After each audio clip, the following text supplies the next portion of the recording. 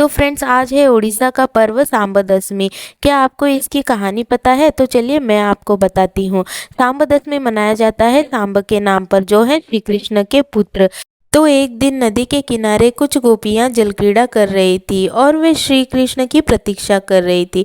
जब नारद जी ने इस दृश्य को देखा तो उन्हें एक विचार आया। वे सांब के पास गए और उन्हें कहा कि तुम नदी के किनारे जाओ, वहाँ गोपियां तुम्हारी प्रतीक्षा कर रहे हैं। नारद जी ने ऐसा इसीलिए किया क्योंकि सांब हमेशा नारद जी के साथ हंसी मजाक किया करते थे और उन्हें काफ़ी परेशान किया करते थे। सांब देखने में एकदम श्री कृष्ण जी के तरह थे, उन्हीं की तरह उनका स्वरूप था। इसीलिए गोपियां भी उन्हें पहचान नहीं सकी। वे उन्हें श्री कृष्ण समझकर उनके साथ जल क्रीड़ा कर रही थी। यहाँ पर नारद जी श्री कृष्ण के पास गए और उन्हें कहा कि हे प्रभु, अनर्थ हो गया, सब कुछ खत्म हो गया, चलिए मेरे साथ, मैं आपको कुछ दिखाता हूँ। ऐसा कहकर वे श्री कृष्ण जी को नदी के किनारे लेकर गए, जहाँ उन्होंने देखा कि सांब के गोपियों के साथ जल क्रीड़ा कर रहे हैं। ये देखकर श्री कृष्ण जी काफ़ी लज्जित हुए।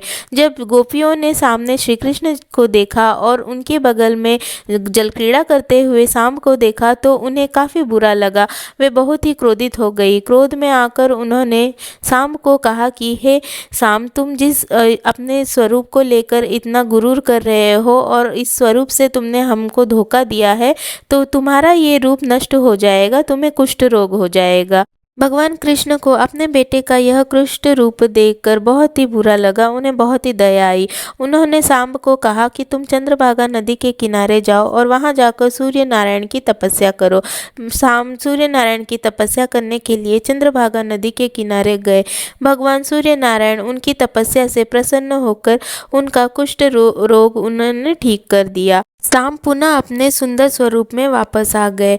तो इसी वजह से आज के दिन सांब दशमी के नाम से यह पर्व मनाया जाता है और इसी दिन सूर्य नारायण की पूजा की जाती है। सभी माताएं अपने बच्चों के स्वास्थ्य के लिए, उनका स्वास्थ्य हमेशा से अच्छा रहे, उन्हें कभी कोई रोग ना हो, इसीलिए भगवान सूर्य नारायण की पूजा करती है। 3 प्रहर का भोग लगता है इस दिन। और जो माताएं निसंतान है वे भी सूर्य नारायण की पूजा करती है संतान प्राप्ति के लिए। तो यही थी आज की